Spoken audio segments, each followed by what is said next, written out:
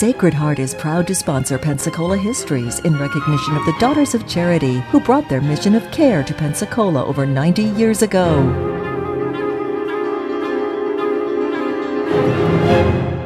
Hello and welcome to our continuing story of Pensacola, North America's first place city. This time we're talking now in these episodes about the evolution of utilities, the essential, what we today would call essential services in our area. And in our first episode on this, we talked about how people lived before there were any utilities, how people depended on wells and springs and so forth for water supply, and how for a sanitary service they had a privy in the backyard, and then how gradually these things improved with the coming in 1884 of our first water system, a private company, which was followed by the installation of sewers by the city. And then, of course, as that was developing, along came the development of a company that provided manufactured gas for street lights. And then about the same time, we had the opening here of our first telephone system. And with just 5 years after that, a plant was opened here for the development and generation of electric power. This was the first one of what was called the Pensacola Electric Company. And that's basically where things stood as we moved into the 1890s. Things were being improved and expanded all the time. When we got to 1896, the Pensacola Electric Company ran into financial troubles, was reorganized into a new company which became known as the Pensacola Electric Light and Power Company. They took over all of the assets of the old company, including the operating of the now electrically powered streetcars. And from that point, we moved well on into the early part of the 20th century. At this point in time, a conflict began to develop between the city council and Mr. B.R. Pitt and the shareholders of the Pensacola Water Company. The city people were getting complaints. They said water pressure was not right, and as a result of this, fighting fires was becoming more difficult. And also there were complaints about the quality of the water. And at this point in time, the water company went to what was then the primary quality assurance company in the country. It was a laboratory at Columbia College in New York to get a water sample analysis. And I want to read you the very few lines that tell what the water analysis said, because once that was in print, people for 50 or more years began to use that same statement as a backup to show how pure our water was. It said, "These samples are the purest samples of water we have ever analyzed, free from all substances which could indicate pollution. It is extremely soft, admirably suited for all domestic and manufacturing purposes." This was signed, of course, by Professor Chandler of the laboratory. Well, this was fine, but the argument still continued. And now, by the time we got to 1907, the city council faced a dilemma. They said, well, we're going to have to do something. We're getting too many complaints. So we can either build a new water system entirely and just not renew the franchise of the existing company, or we can buy the company and improve it. And so negotiations went back and forth, and finally in 1908 the private company was sold to the city for $108,000. And now the city went into the water business, and by looking at the calendar, that's just about 100 years ago. And of course they immediately took steps to improve the quality of the system, not of the water, and to expand it and to go into a program of annual installation of additional fire hydrants, because the city was expanding, and of course everyone was very concerned about fire hydrants. And we are now entering a time in our American history when much more attention was being paid to the fire rating which a city and its firefighting might have, because people were very concerned about fire insurance and its costs. And by the way, we were still at that point in 1908, we were still operating with a series of independent voluntary fire units which were supervised by a single fire chief appointed by the city. That would change shortly, as would the equipment that they were using. But at the point we're talking about, the record shows that at that point we had 12 independent voluntary fire departments all working with the same system. And basically it was doing a pretty good job. Well, we move forward just a few years. And in 1916, Pensacola got its first non-lumbering industry. It was built out on the west side. It fronted along what was then called O Street, and this was the Newport Industries Company. Newport Industries was a a plant which did a wonderful job of extracting naval stores from pine stumps, which they extracted from the ground, from the old virgin yellow pine. And this became a very large industry, and the industry required a lot of water. So they dug several very deep wells right down into the sand and gravel aquifer, and the city quickly moved into an agreement with the Newport Industries that should there be some problem with one of the wells which the city was operating, Newport would be willing to provide access to its supply to help take care of any emergency. Well, the first emergency came the following year, because in 1917, the United States went into World War I, and one of the first things that was built here of great significance was the Pensacola Shipbuilding Company, which was not far from Newport Industries, right on the eastern shore of Bayou Chico. This was a big company. They had over 1,000 employees doing big time ship construction, and they needed water. And so immediately the officials at Newport, led by a man named John McCormick, stepped forward and said, "We will take care of it. The city doesn't have to worry." And so through the life of the shipbuilding company, the Newport Industries was the source of that utility. Okay, things went on reasonably good for the next 10 years. Slowly but surely, all of these utilities were growing, but we were beginning to have now one serious trouble. The Pensacola Electric Company did not have much capital. They were getting more and more requests for service, which they could not meet. And this was happening not just in Northwest Florida, but all over the South.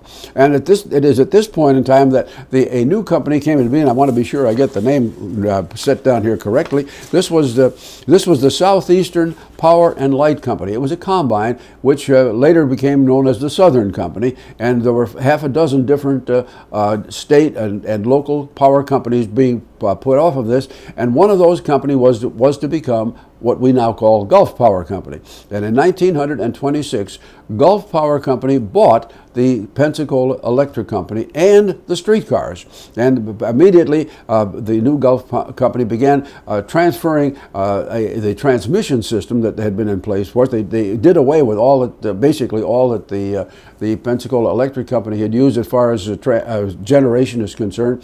And now power began to come down south from Alabama through Flomaton at 110,000 volts, and when it reached the city limits of Pensacola, it was at about 11,000 volts. But now we were getting a much better grade of service. And of course, this when we talk about utilities, it's hard for us in the 21st century to recognize how few utility appliances were available to the average homemaker at that time. But when Gulf Power Company came in, they opened an office here, and of course they immediately began to sell more light bulbs. The next thing that they made a big thing of was the electric fan. That went over big in Pensacola. Then of course the electric flat iron, and step by step other things that could be used within the home. And of course the biggest change would not come for almost half a century, and that was when home air conditioning became available. Okay. Gulf Power Company now set in, things went well. We have to add one other factor, of course, about Gulf services. And this, again, was part of the electric program. The streetcars, which they had inherited, had been in operation here since 1884. They had done a wonderful job in helping to enlarge the community. They had at one time had more than 1 million paying passengers per year. But as we move into the late 1920s, there were more automobiles. People were inclined to use their own vehicles instead of the cars. And then, of course, when the Depression struck in 1929-30, many of the businesses closed down, fewer travelers to go to and from work. And so in the middle of 1930, Gulf Power turned to the city council and said, we hate to do this, but we are giving notice that on the 1st of January 1931, we are going to close down the electric streetcars. And they did. And of course, they have never returned. We went through the next 5 years, and with very little change in our utilities. And then by 1935, the federal government was trying to find ways to provide money to communities to improve life there, to provide better safety services, better essential services.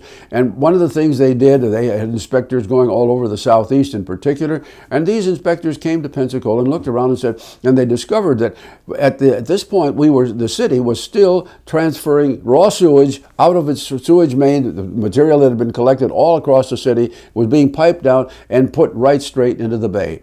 And so now, through what was then known as the WPA, the Works Progress Administration, the federal government made what were technically called loans to the city of Pensacola, and the city then erected 2 sewage treatment plants. One was right at the foot of 9th Avenue. The second was at the foot of DeVillers Street. Now all of the material that had been previously just flowing into the bay now was put into what we would today call a primary treatment plant. Now, I wish I could tell you that this was a modern, highly scientific arrangement. It wasn't, because basically the people who went to work there were certainly not well-trained men, but they were there primarily to make sure that the pipes were open and flowing, and basically to add a lot of chlorine to the sewage as it flowed through. Now, that was an improvement, but that's basically all that we had. We move forward another 5 to 6 years, and now we have another addition to the overall demand upon water and its presence here in our community, and that was the creation between 1939 and 1941 of what was then called the West Florida Pulp and Paper Company. Later, people would call it St. Regis. In the 21st century, it became the International Paper Company. Now, this all came into being because the Pace family had huge holdings of pine trees which were suitable for generating into pulp, for making paper. They had that service, but the company which was being formed still lacked the capital to buy a site where they would put their mill.